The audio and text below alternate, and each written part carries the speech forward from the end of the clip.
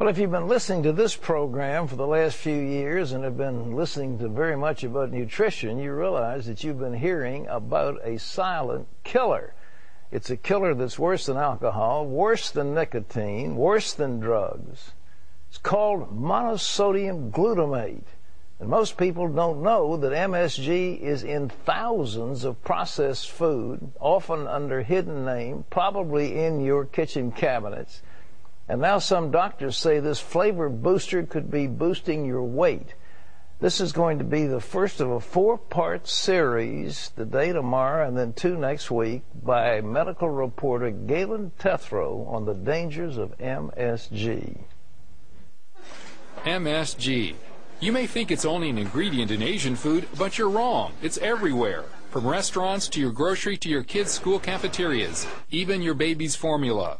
Monosodium glutamate is a flavor enhancer that's been big in the U.S. since the 50s.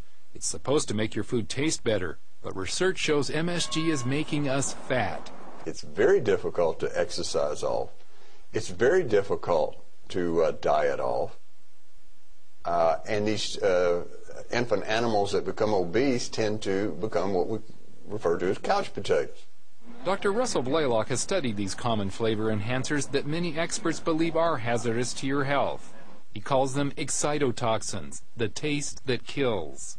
An excitotoxin is a big word for any substance like MSG that overexcites cells to the point of damage, acting as a toxin, hence the term excitotoxin, a form of poison.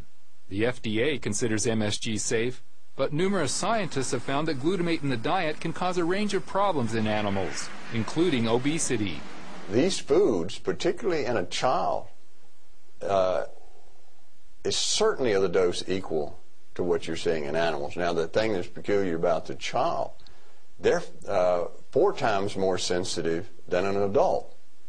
Pound for pound. Pound for pound.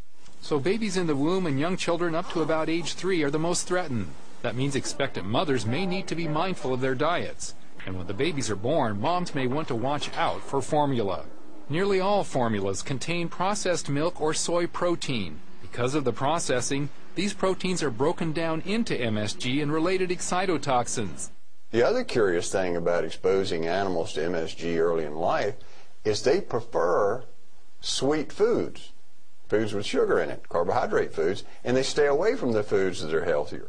And that can contribute to obesity throughout life and can make it almost impossible to lose weight. So is the public getting enough MSG in their food to trigger obesity? Estimates for MSG consumption vary widely, but almost everyone acknowledges significant and steady increases in the diet since 1960. And that may relate directly to government figures on excess pounds. Over the last 40 years, the government says adult obesity has jumped from 13% to 34%, and the number of overweight youth has quadrupled to almost 20%, with a steady rise for 40 years. Of course, that doesn't necessarily prove the MSG has caused the increased obesity.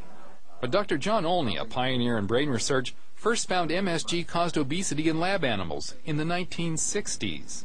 And Blaylock says the MSG theory makes much more sense than any other possible cause, such as lack of exercise.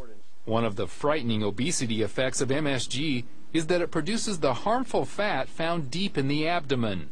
And we know people that have a lot of visceral type fat have an extremely high incidence of heart attack and stroke and arteriosclerosis. They're also more likely to suffer from insomnia, high blood pressure, type 2 diabetes, and high cholesterol. Blaylock says to reduce MSG intake, consumers will have to pick foods more carefully. Because there's intense competition between the food companies for taste and for customers. And customers choose foods based on taste mostly. So if you can add a lot of this taste-enhancing MSG, you produce this effect. With obesity continuing to rise, ignoring the MSG component could mean there's no end in sight for the ravages of excess pounds. Reporting from Jackson, Mississippi, I'm Galen Tethrow, CBN News. Well, that's the first of a 4-part series. Ladies and gentlemen, there's hardly a restaurant you can go to, especially Chinese. Chinese is noted for MSG in the food. It's one of the reasons people have headaches when they get through eating Chinese. It's the MSG. but it's used to flavor almost everything, hamburgers, steaks, you name it, it's there. Well, here's some of the other names that this silent killer is lurking as. Aspartame broth, casein or caseinate, glutamate, hydrolyzed or autolyzed yeast, and hydrolyzed protein. Well, you can learn more about what foods contain MSG if you log on to cbn.com.